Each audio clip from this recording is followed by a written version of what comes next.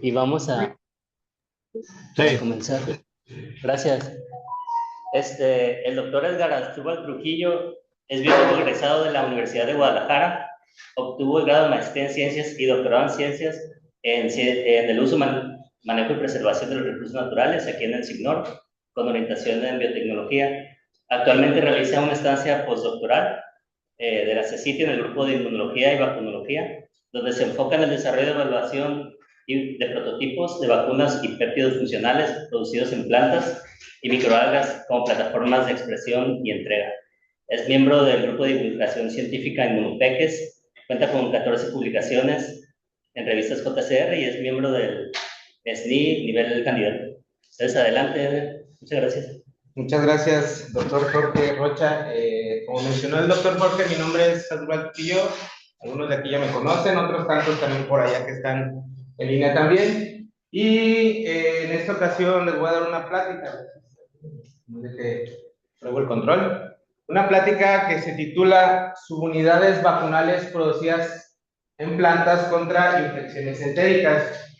Nosotros somos un grupo de trabajo que pertenecemos a un grupo que denominamos el Grupo de Inmunología y Vacunología.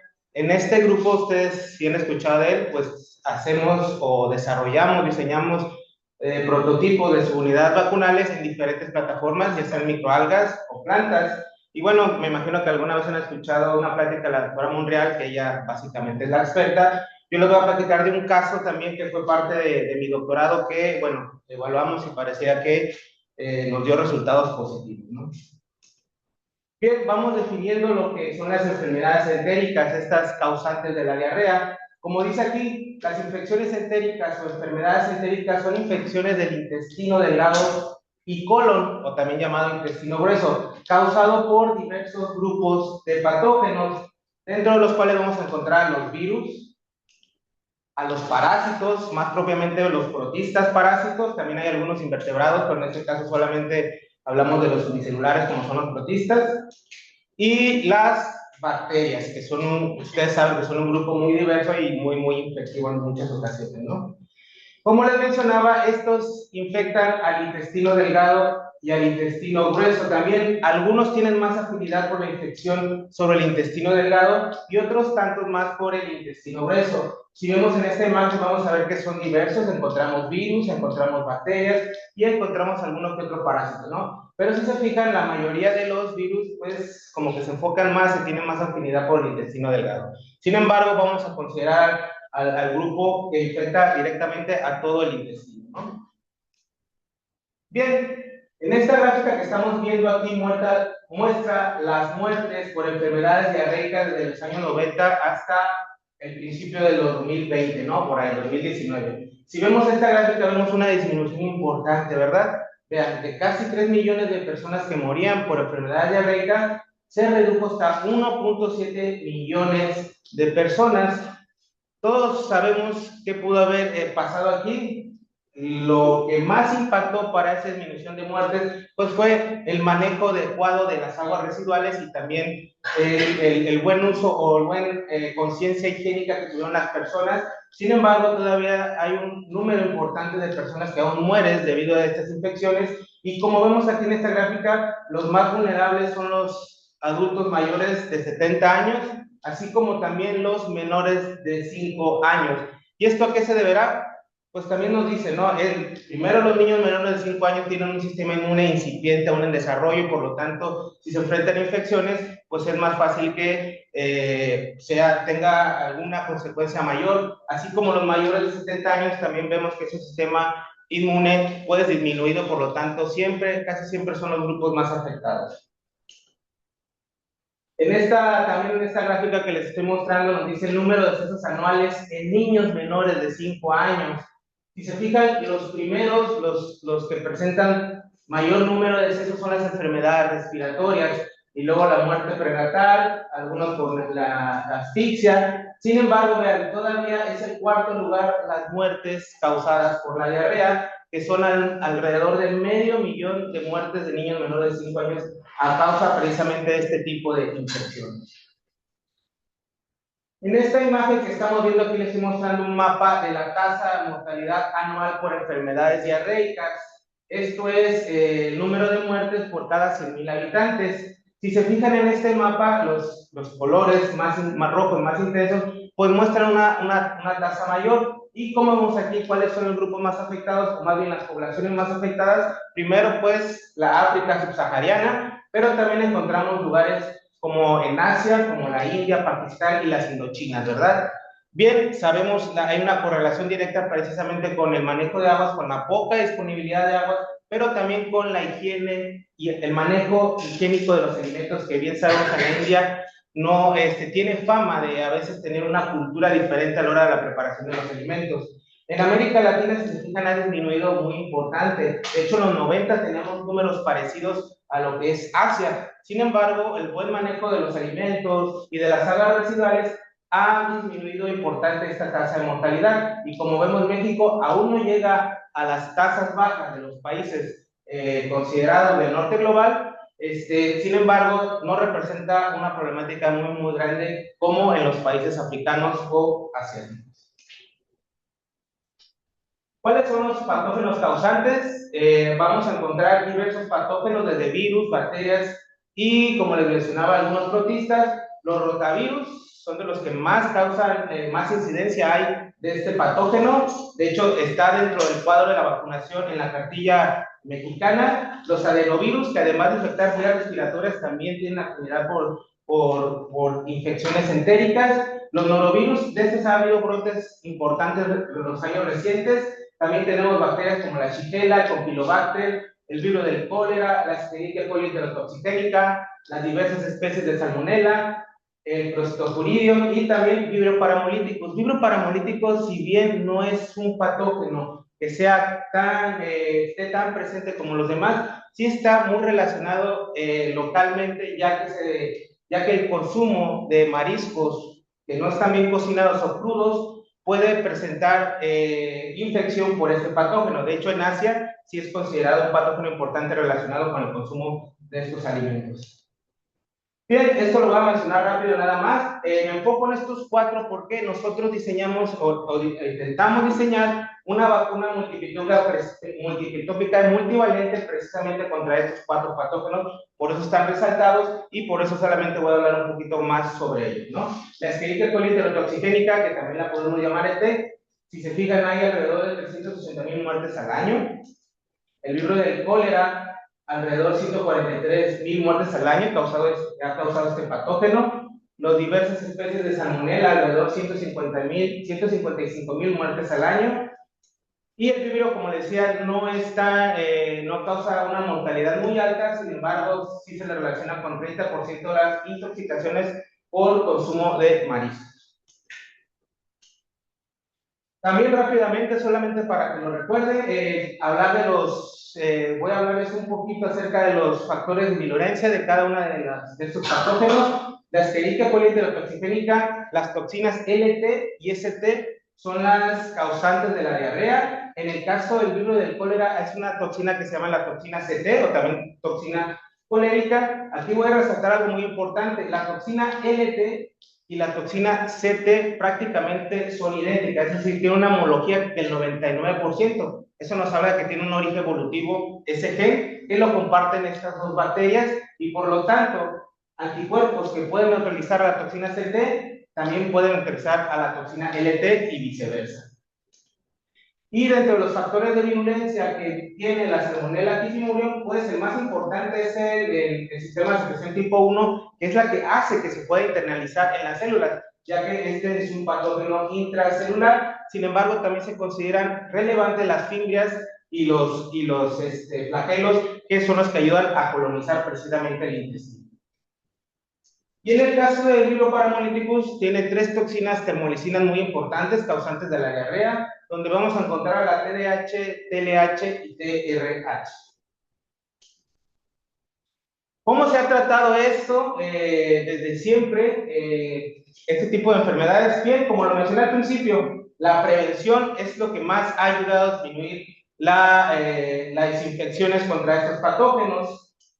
Sin embargo, ya les mencioné un poquito la problemática que aún se presenta, ¿no? Y esto en lugares donde ciertamente son los más vulnerables, muchas veces tiene que ver más con la disponibilidad de agua. ya que hay sitios donde la disponibilidad de agua es tan escasa que acuden a fuentes ya contaminadas y por lo tanto son propensos más a este tipo de infecciones. Los antibióticos para infecciones causadas por bacterias pues nos ayudan muchísimo, ¿no? De hecho, para todo tipo de infecciones, así es como cuando hay una infección aguda, tratamos esas infecciones y también las enfermedades entéricas es una manera de tratarlos. Sin embargo, todos aquí sabemos la gran problemática que ha traído el uso indiscriminado de los antibióticos y sabemos que es una amenaza global en un futuro a corto plazo, por lo cual siempre se han estado buscando alternativas para este uso indiscriminado de los antibióticos. Y por supuesto las vacunas, ¿no? Como siempre les digo en cada plática, las vacunas es la manera más inteligente que ha encontrado el ser humano para combatir enfermedades, es decir, entrenar el propio sistema inmune para un potencial evento infeccioso, pues la verdad es algo increíble, ¿no? Aunque se está haciendo mucha investigación, aunque hemos llegado a vacunas de otra generación como las que nos aplicaron en los años anteriores, todavía tenemos algunas cosas que afinar, ¿no? Por ejemplo, la cadena en frío. Esta cadena en frío hace que las vacunas sean más caras. La logística de entregar vacunas a un sitio a otro vuelve muy caro llevar el producto y claro, los lugares más vulnerables siempre son los más remotos, si son los que necesitan más, es por eso que la cadena frío todavía es algo que se debe tratar de solventar a corto plazo. Bien, existen vacunas contra los patógenos ya mencionados, hay vacunas ya que se usan, vacunas que nosotros le llamamos licenciadas, algunas ya son el uso completo de las células del patógeno inactivada, como las del libro del cólera. En Salmonella también hay algunas, y si se fijan acá abajo para la Escherichia coli enterotoxigénica, solamente hay una que está en fase 2 todavía de investigación, es decir, ya va muy avanzada, sin embargo, todavía no llega al nivel de ser licenciada y comercializada. Y para bioparamolíticos es la que se queda un poco más rezagada, ¿no? Solamente hay investigación a nivel preclínico, es decir, solamente se ha probado en modelos animales algunas proteínas con potencial antigénico que podrían servir como vacunas más adelante. En lo que refiere a vacunas contra patógenos entéricos producidas en plantas, hay algunos muy interesantes, por ejemplo, de rotavirus y norovirus. Estos se han producido en planta, en tabaco. Sin embargo, estas sí sufren algo que nosotros tratamos de evitar muchas veces en nuestro grupo de trabajo, que es un plus el que sea entregada de manera oral. Sin embargo, utilizan la plataforma como las plantas como plataforma de producción de estos antígenos. En este caso sí hay una purificación del antígeno, por lo cual se administra de una manera intramuscular y como vemos aquí ya son fase 1 y fase 2 de experimentación. ¿Qué quiere decir esto? Que ya se prueba en humanos, ¿no? Eso nos dice que está muy adelantado en los niveles de estudio de este tipo. Y este caso es muy interesante ya que es una vacuna que se ha creado contra el virus del cólera, donde expresan el antígeno CTB. CTB es una subunidad de la toxina CT. En este caso la expresan en arroz y esta sí se da de manera oral, se da un polvo que se diluye en el agua así como si fuera un tipo de alcacercer y se toma, ¿no? Y esto es muy interesante ya que también va en fase 1 de experimentación, así que va muy, muy adelantada.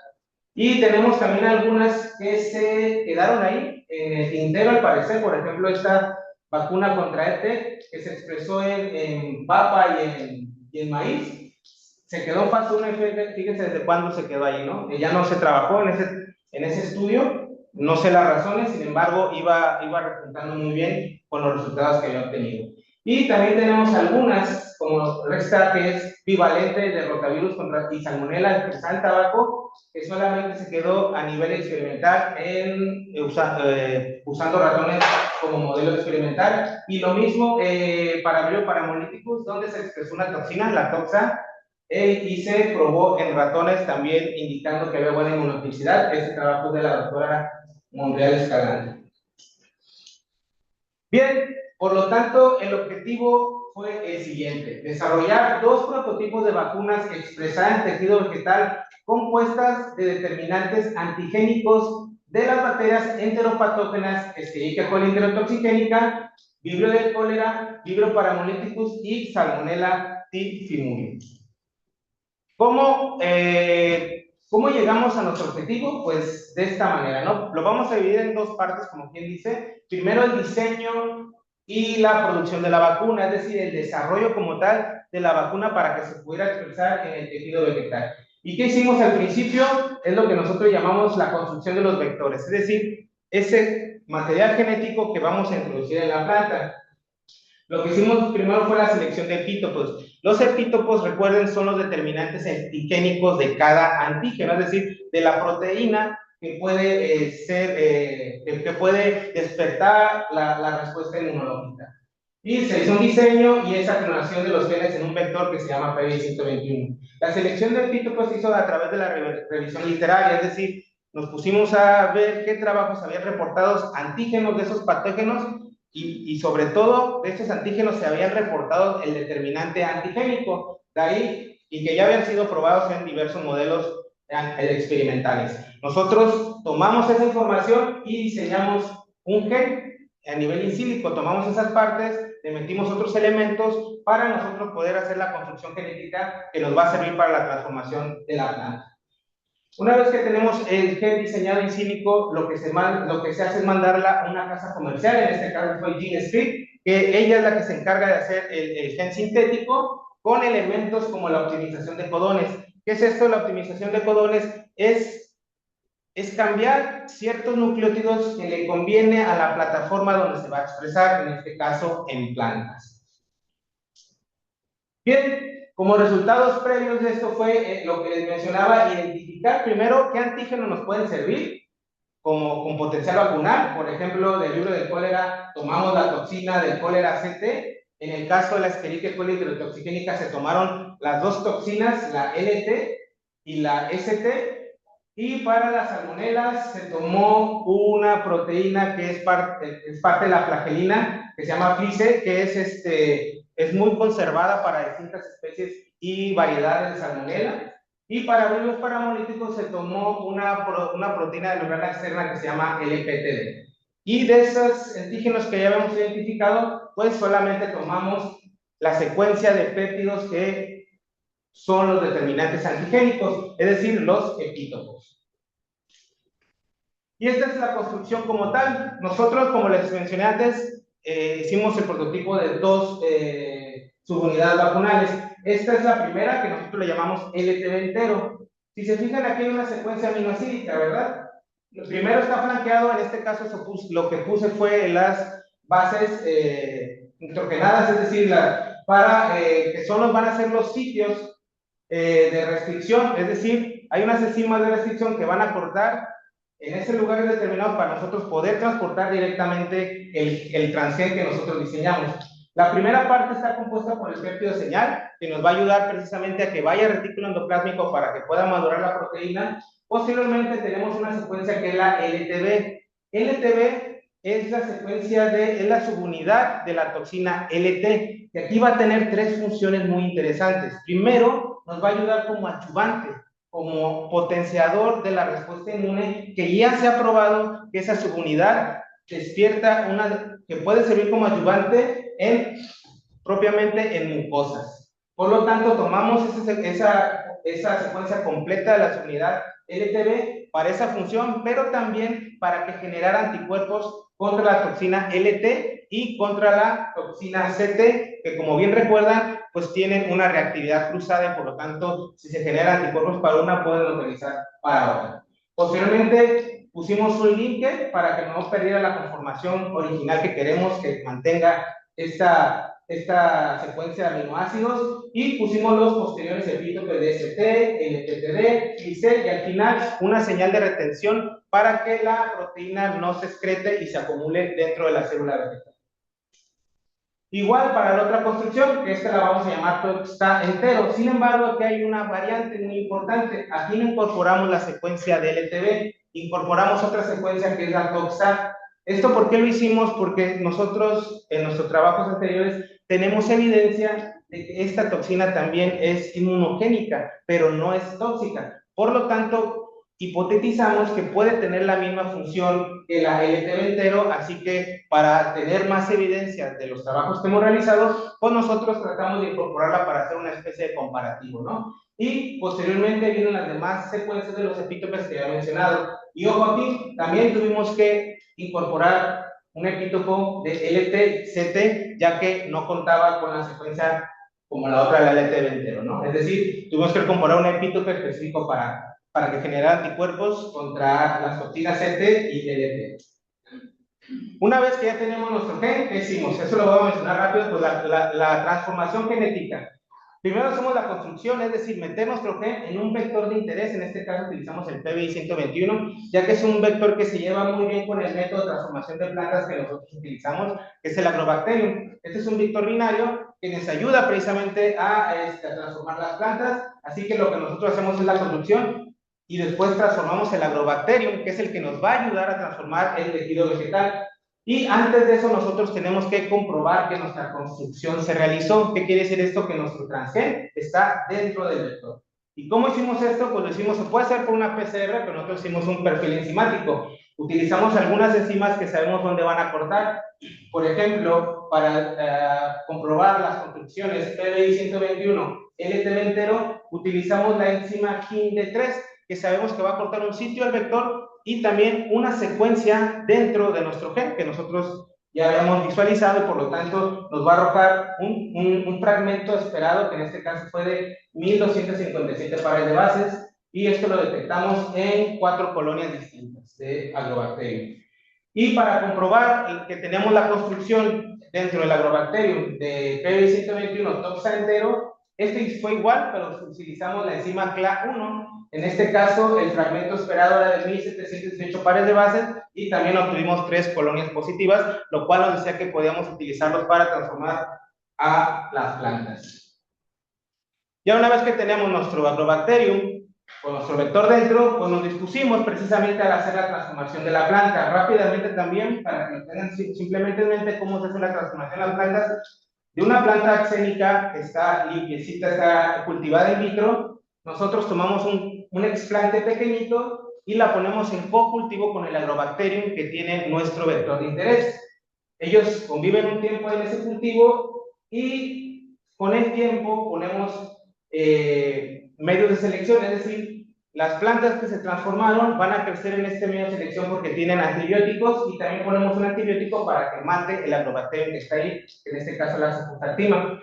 Cuando las plántulas están transformadas, no mueren, empiezan a verse verdecitas, ¿no? Las otras que no están transformadas empiezan a degenerar y ya no crecen, ¿no? Pero las que sí están transformadas empiezan a crear una especie de plántula y una vez que vemos que esa plantulita la pasamos a otro medio para que cree raíz y una vez que ya está creando raíz en vitro la planta, la pasamos a tierra, en un invernadero confinado, donde después tomamos la biomasa para ver si la planta tiene nuestro transgen y eso lo vamos a comprobar con una PCR. Y así fue como lo hicimos. Como vemos en estas imágenes, tenemos los resultados de la electroforesis para ver si estaba el transgen y de las 12 plantas que evaluamos para los que fueron transformados, que son los LT20, encontramos 8 líneas transformadas y de las plantas que transformamos con toxa entero, encontramos también 8, pero en este caso solamente evaluamos 11 y 8 fueron las líneas transformadas. Como ven, las bandas que ven aquí son las positivas, en este caso esperamos un fragmento de 769 pares de base, lo cual nos decía que esas plantas eran positivas para el transgen que nosotros incorporamos.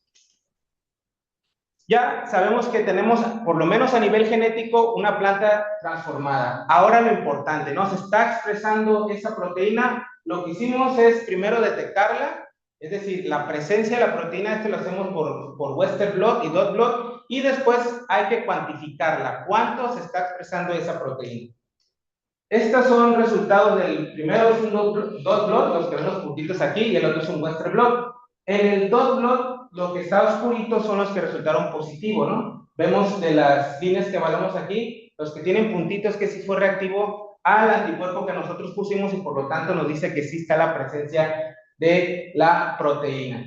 Después de que el dot blot nos dio resultado positivo, hicimos un Western blot para ver si esas proteínas eran íntegras. Nosotros esperábamos una proteína de 28 kilodaltons y con el Western blot nosotros podíamos ver si realmente era la proteína que nosotros queríamos expresar, lo cual fue positivo, ya que vimos que sí caía en el tamaño esperado de alrededor de 28 kilodaltons con el Western blot. El mismo caso para Toxaldero, igual hicimos el dot blot, las que vimos positivas en el dot blot, perdón, corrimos para el Western blot y también fue lo mismo, ¿no? Encontramos una proteína de alrededor de 28 kilodaltons, lo cual nos sugería que precisamente sí se estaba expresando las proteínas recombinantes. Una vez que lo detectamos, pues hicimos la cuantificación, que esto es lo importante, y rápidamente, si se fijan, hay distintos niveles de expresión, y como vemos hay una línea que nos da un rendimiento de 5.29 microgramos por gramo de peso fresco, y si se fijan también para las otras, es decir, casi fue lo mismo. Estos comparados con otros trabajos, son rendimientos bajos, sin embargo son significativos. En algunos casos, por ejemplo, reportan hasta 500. Sin embargo, también nosotros son otras metodologías y otros vectores que han sido modificados precisamente para mejorar esa expresión, y por lo tanto dan mejores rendimientos. Sin embargo, este rendimiento es significativo y por lo tanto nos serviría precisamente para probar si eran inmunogénicos cuando nosotros lo entregamos de manera oral en un modelo animal. Y es lo que hicimos, que esto es la segunda parte precisamente del trabajo, que ya es evaluar si nuestra proteína recombinante es inmunogénica. Nosotros hicimos un ensayo de inmunogenicidad y una de inmunoprotección. ¿Qué es lo que hicimos aquí? En un modelo de ratón, que en este caso son ratones de la cepa Valse, hicimos el experimento. Estos fueron inmunizados de manera oral con esta cantidad de tejido vegetal que se estimaba que tenía esa cantidad del antígeno expresado ahí. Se hizo el grupo que se le inmunizó con LTB entero, con su respectivo control, al grupo que solamente se le administró el tejido sin transformar, y también el siguiente grupo, ¿no? Igual. La planta que expresaba Toxantero con su respectivo grupo control. El esquema de inmunización fue el siguiente, fueron 4 inmunizaciones semanales, y cada semana también se obtenía suero y heces fecales. ¿Por qué hacemos esto? Primero suero para detectar anticuerpos que estén a nivel sistémico, ¿no? Por ejemplo, las IgG. Y para las heces fecales lo utilizamos porque es una manera indirecta también de medir anticuerpos IgA secretorios. Si bien se obtienen en menor cantidad, pueden detectarse y por lo tanto nos puede decir si se está estimulando por lo menos la mucosa intestinal y está produciendo anticuerpos IgA en ese sitio. Bien, estos son los resultados que obtuvimos. Estas gráficas son títulos de anticuerpos. Para hacer estas gráficas, como ven, no tenemos un grupo control aquí, porque se tomó el título a partir de la media del control más 2 de sus desviaciones estándar, y por lo tanto, cualquiera barra que vean aquí es mayor precisamente a la media del control más 2 de sus desviaciones estándar, y por lo tanto nos está diciendo que sí se están expresando cierta cantidad de anticuerpos. En esta gráfica que vemos aquí son anticuerpos IgG que se midieron en el suero, y las barras más claras son los anticuerpos que generó tejido vegetal que expresaba el LPB entero, y la barra más oscura es los anticuerpos que generaron cuando se administraba de manera oral las plantas que expresaban toxa entero. En esta gráfica estamos viendo los anticuerpos IgA. Lo que primero que podemos, este es un resumen de unos resultados que son más extensos, simplemente es para hacerlo más rápido. Como vemos aquí, lo que más podemos destacar es que precisamente las plantas que expresaban toxa entero, al parecer generan más títulos de anticuerpos contra epítopes como LPTD, ST y LTCT. Y también algo importante destacar es que se expresaron anticuerpos para todos los epítopes incorporados, que es algo muy, muy importante y muy interesante. Solamente en uno no se pudo expresar, pero los demás sí encontramos niveles significativos de anticuerpos contra cada uno de los epítopes incorporados, ya sea de anticuerpos IgG y de anticuerpos IgA. Después de que nosotros habíamos comprobado de que sí se estaban generando anticuerpos contra cada uno de los epítopes, pues decidimos probar si estos podrían ser neutralizantes, es decir, si podían conferir protección mediante un reto. En este caso hicimos 2 retos. Un reto infeccioso con la toxina CD, En este caso lo que evaluamos fue cantidad de líquido en el intestino. Ahorita les explico un poquito más sobre eso en los resultados.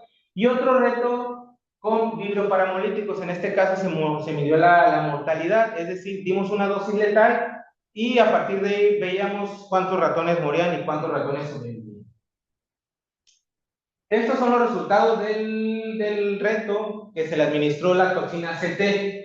Este reto, como les mencionaba, mide la acumulación de fluidos. ¿Qué quiere decir esto? Sabemos que la toxina CT causa diarrea. Por lo tanto, la manera de que se puede medir la protección es inocular. Primero vacunamos a los ratones, después de manera intagráfica les dábamos la toxina CT y después los sacrificábamos.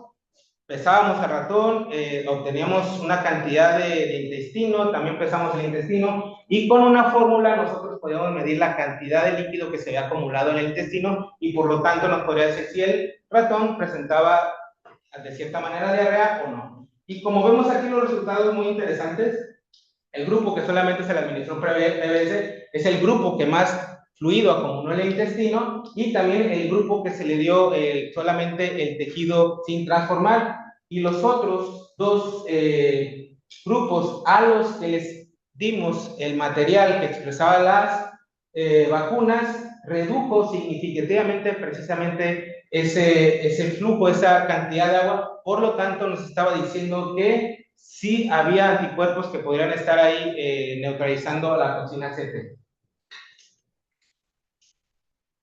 El otro reto, donde les mencionaba que se midió la sobrevivencia en los ratones que fueron retados con una dosis letal de vibrio-paramolíticos, vemos aquí también resultados muy interesantes.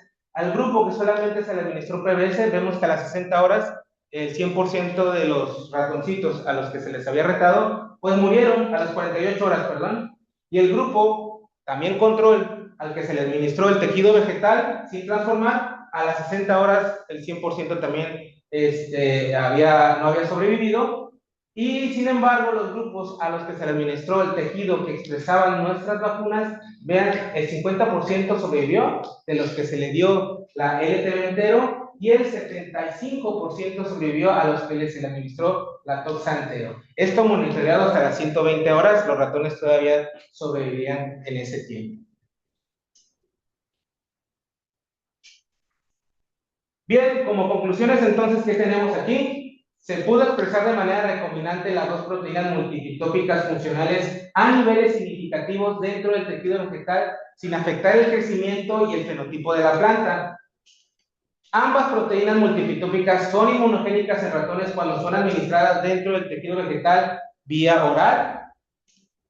Se detectaron niveles significativos de anticuerpos IgG en suero, IgA en heces contra cada uno de los epítopos incorporados dentro de las proteínas multipitópicas. Y de manera interesante se encontraron mayores niveles de anticuerpos en ratones inmunizados oralmente con la planta que expresaba la toxa. Y finalmente, ambas proteínas generaron inmunoprotección ante los retos con CT de vibrio del cólera y el reto bacteriano con vibrio parahemolytic. De este trabajo tuvimos dos productos, tuvimos dos publicaciones, aquí las dividimos en dos, para cada una de las proteínas generadas, ¿no? Así que los resultados fueron muy positivos. Y bueno, solamente agradecer su atención y si tienen alguna pregunta o algún comentario, estoy a su disposición. Antes que nada, también agradecer a mi grupo de inmunoteobaconología. Ahí dejo mi correo por si quieren contactarme para alguna duda o cualquier cosa que se les pueda ayudar, pues adelante. Muchas gracias.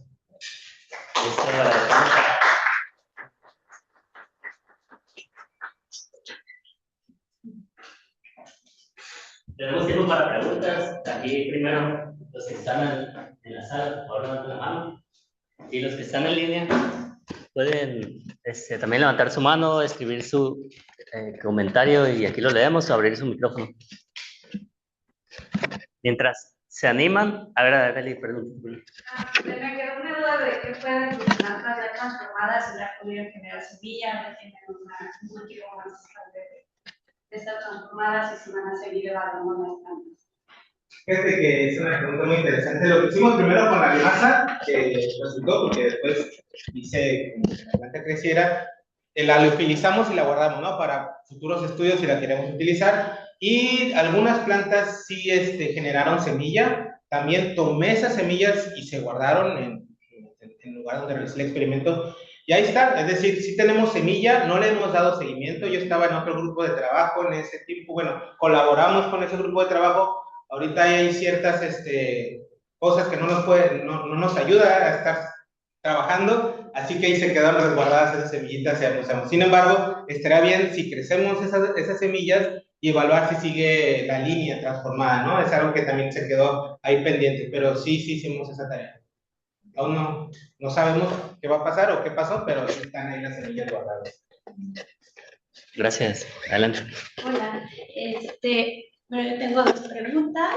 La primera es si en estos modelos de producción utilizando plantas para la producción de vacunas, ¿se utiliza algún método de inducción para que las proteínas estén expresando o así nomás las transformas y ya solitas están expresando las proteínas? Fíjate que es muy interesante porque muchos de los nuevos vectores precisamente son inducibles, con esa idea de que además de que no estás generando que la planta esté todo el tiempo produciendo y que lo produce en menor cantidad, a diferencia cuando utilizas vectores que son inducibles, normalmente esos vectores, precisamente por el tipo de promotor que estás utilizando, genera más rendimiento a la hora de expresar la proteína. En este caso no fue así, por el tipo de vector que utilizamos, pero sí hay vectores que precisamente son inducibles. Tú metes algún químico, ya sea alcohol o otra cosa, que genere que en ese momento que tú estás aplicando eso, exprese la proteína, y normalmente sí obtienen mayores rendimientos.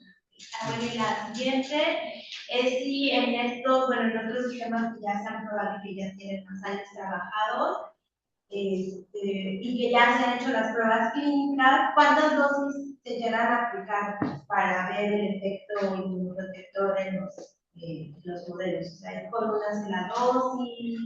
O porque, pues digo, ¿no? También al final, pues es de las partes que gusta utilizar y vacunar, ¿no? Que las que usamos actualmente pues, con una dosis que tenemos para. Entonces, en este caso, ¿cómo trabaja? Fíjate que eso también es muy interesante porque es también como otra área de estudio, ¿no? Es decir, también los esquemas de inmunización, cómo vas a dosificar, cuánta cantidad, en qué momento. Y los resultados son diversos lo que hemos encontrado. Aquí primero, en este caso, primero era como asegurarnos de que pudiera ser inmunogénico y por lo tanto nosotros utilizamos un esquema que nos ha funcionado normalmente, que es semanal. Pero también hemos visto otros esquemas donde nada más ponemos una vez y al tiempo después le ponemos un boost y vemos si sirve, si causa inmunogenicidad y si es significativa y también en cuánto tiempo, si es a largo plazo. Pero los estudios, dependiendo de la naturaleza también del antígeno, son muy diversos, pero sí, aquí lo importante es ver que hay estudios precisamente nada más para eso, para saber cómo vas a administrarlo y de qué manera, para saber ¿cómo se dice? Se me fue la palabra. Lo eficiente que puede ser tu vacuna. Gracias. Ahí tengo para más preguntas. Mientras levanta la mano, yo me quedé con la duda de eso, de el DNA del plásmido de Agrobacterium se transducciones, ¿cuál es el proceso que se llama? ¿Y se integra al genoma de la planta aleatoriamente o tiene un sitio? Sí, fíjate que también es muy interesante. Este caso de Agrobacterium, como la misma naturaleza de Agrobacterium así funciona, ¿no? Por eso utiliza como herramienta biotecnológica. Tiene esa capacidad de transferir genes plasmídicos en un vector que se llama TI, creo, es el vector que naturalmente tiene ahí el Agrobacterium, que hace que una parte se integre al genoma de la planta. Así es como la infecta normalmente, y eso causa esos tumores que normalmente se ven en la naturaleza. En este caso se aprovecha eso precisamente con este vector PB121 que tiene precisamente una parte de este vector TI del plásmido naturalmente del agro, donde agarra una sección, solamente una sección del vector y la va a transferir dentro del genoma de la planta. Y lo que dices también es muy, muy importante, que esa transformación es aleatoria. No sabemos dentro del genoma dónde va a poner, en algunos casos ni siquiera se va a integrar, ¿no? Y en algunos casos en sitios que ni siquiera se va a poder expresar. Es por eso que haces varios eventos de transformación para saber cuál puede ser el exitoso en este caso. Y aunque trae su propio promotor ya por el contexto donde se integra es que tienes diferentes niveles de expresión. Sí, Tiene un exactamente. promotor constitutivo, digamos, el que lleva. Sí, es un vector constitutivo, es el 35S, creo que es el que tiene normalmente este vector. Y otra, respecto a tu construcción, me llama la atención que no usan linkers entre los diferentes epítopos, y eso justamente yo esperaría que podría afectar la estructura. Normalmente se verían con linkers, no cada uno. Sí. ¿Por qué no se usan en este caso? Este caso es una estrategia distinta. Normalmente sí se hace así, dependiendo también la naturaleza del mismo epítope. Si te conviene que sea lineal, si te conviene la conformación también que vaya a tomar, pues tú vas a decir eso. En este caso, como eran muchos epítopes los que incorporamos, iban a ser demasiados linkers. Nosotros solamente le dimos preferencia a que la conformación se diera bien en los acarreadores, en este caso los adyuvantes, que fue el ETB y Toxa. Ya después no utilizamos esa estrategia, fue un poco para, a sabiendas de que eran epítopes lineales que solamente iban a causar una respuesta inmune solamente por su secuencia aminosílica. Okay. Y también con la idea de no meter tanto líquido para que no fuera tan grande, y un poco también experimentar de vamos a ver si se reconocen los epítopes, si no los metemos con líquidos.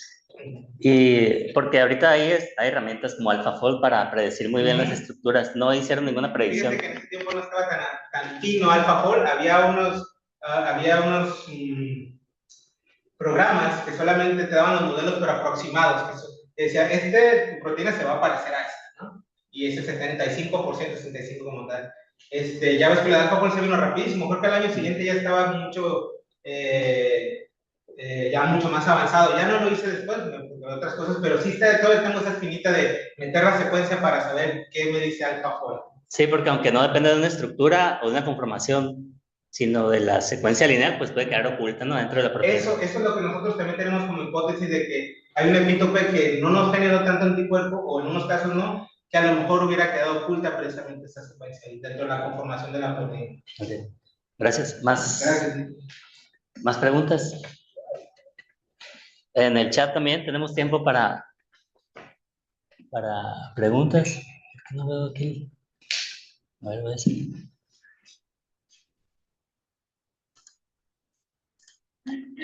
De momento no tenemos preguntas, entonces adelante, muchachos. Anímense.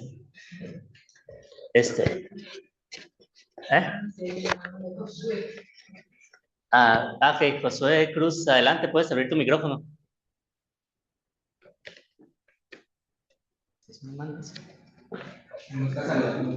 No. Sí, bueno, tal vez aprovechando el tiempo. Tal vez aprovechando el tiempo puedes platicar un poco más de la perspectiva de aplicación, porque pues yo no sé si se trata de producir estas líneas celulares y usarlas como alimento en animales, en humanos, o más bien de ahí obtener las proteínas. ¿Cuál es el camino ahí que esperan seguir? Fíjate que primero, en este caso, es como que le dejamos en el tintero y, bueno, en mi caso, me fui a explorar otras cosas, ¿no? Otras plataformas, otras proteínas y demás. Sin embargo, siempre te queda ese gusanito de ir un poquito más allá con ese trabajo. Y lo primero que será interesante es esa parte que dices tú del modelaje de la proteína. Será interesante ver cómo ahorita con esas nuevas herramientas, cómo es que posiblemente está conformando esta proteína, y a partir de ahí jugar con otras herramientas que tenemos de bioinformática, donde ya puedes detectar qué sitios de la proteína reconocen algunos receptores celulares, y qué cascada de señalización puede generar y qué tipo de respuesta. Eso sería muy, muy interesante. Otra cosa que también que dejamos ahí, que no presenté los resultados, también vimos la expresión génica de los ratones que fueron inmunizados, pero solamente medimos expresión de dos genes, que son unas citocinas, pero la idea era crear un mapa mayor, es decir, ver qué citocinas están expresando para ver describir un poco más la respuesta inmune del ratón, de una manera pues que nos diera información científica para nosotros decir, mira, este tipo de antígeno genera este tipo de respuesta, ¿no? O va por aquí o para allá, es probable que a lo mejor en un tiempo se regule y por lo tanto no genere inmunogenicidad. Eso nos podría dar información. Y mucho de nuestro trabajo, que se queda aquí por muchas razones también, nos gustaría llevar, por ejemplo, estos trabajos a nivel de fases clínicas, pero nosotros tenemos una limitante, somos un grupo de investigación, nada más de investigación como tal, no podemos llevar a veces a estos niveles de investigación, ¿no? De llevarlo a probar con humanos, que sería lo interesante para ver si tenemos también éxito ahí, porque también pues son otras, es otra variable, ¿no? El hecho de que si humano, nosotros probamos un modelo que nos sirve, nos da mucha información como es el ratón, pero lo interesante es ver si en humanos también estuviera generando estos mismos efectos, porque también la dosis ahí cambiaría. Por ejemplo, en mi caso, como les expliqué antes, pues el rendimiento es muy bajo. En el caso de los humanos tendría que dar un montón de tabaco para que pudiera generar una respuesta, lo cual es inviable. A lo mejor también en el futuro mejorar la transformación para que haya mejores rendimientos también podría ser una ventana de oportunidad para las perspectivas. Muy bien. Adelante. ¿Perdón? ¿No sería posible una producción sintética? Sintética de nuestro... es muy grande. Sí, la producción sintética normalmente va a ser péptidos pequeñitos, no llegan a más de 16, 20, ya es mucho cuando son sintéticos. Es muy cara y son muy... para este tamaño de para estos péptidos, o más bien esta proteína, por así decirlo, es muy grande hacerlo sintética. Por eso todavía sirve, en este caso, los sistemas recombinantes, ¿no? Es decir, que las células no la hagan por nosotros, en este caso.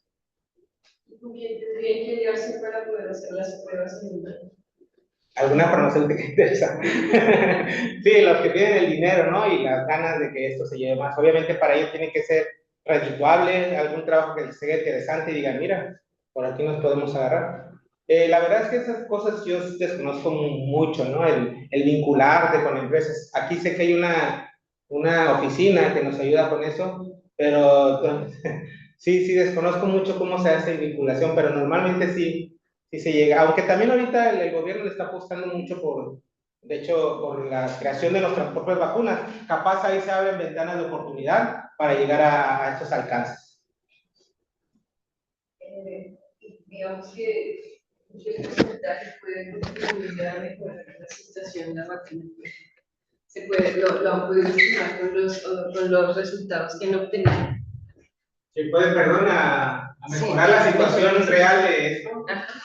No, pero podemos compararlo con otros casos de éxito, ¿no? Sabemos que cuando implementan la vacuna para una enfermedad, drásticamente se reducen los brotes y los episodios. Es decir, sabemos que las vacunas, pues sí, se ayudan muchísimo para contrarrestar cualquier tipo de enfermedad.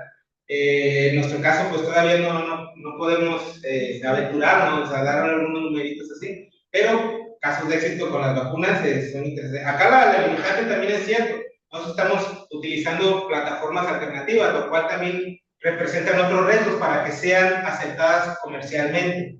Que ya hay empresas que sí producen vacunas recombinantes en plantas, casos de éxito, una canadiense, ¿verdad? La que producía, por ejemplo, para el COVID, lo producía trabajo. Es decir, sí, cada vez se está alcanzando más el aprovechar este tipo de plataformas para producir vacunas. La vacunología ahorita está a todo lo que da por distintas vertientes. Ya ves ahorita también las vacunas de RNA y todo eso. Es decir, le están dando por todos lados para generar vacunas más eficaces. Gracias. Listo, pues. Sí, ahorita aquí no veo más preguntas, entonces agradecemos al doctor que damos por finalizado el seminario. En el transcurso del día te mando una constancia y también se va a publicar en las plataformas del CIB. Tienes aplausos ahí. Y la próxima semana ya son vacaciones, entonces nos vemos en 2 semanas aquí para regresar a los seminarios. Pues muchas gracias, hasta luego. Gracias.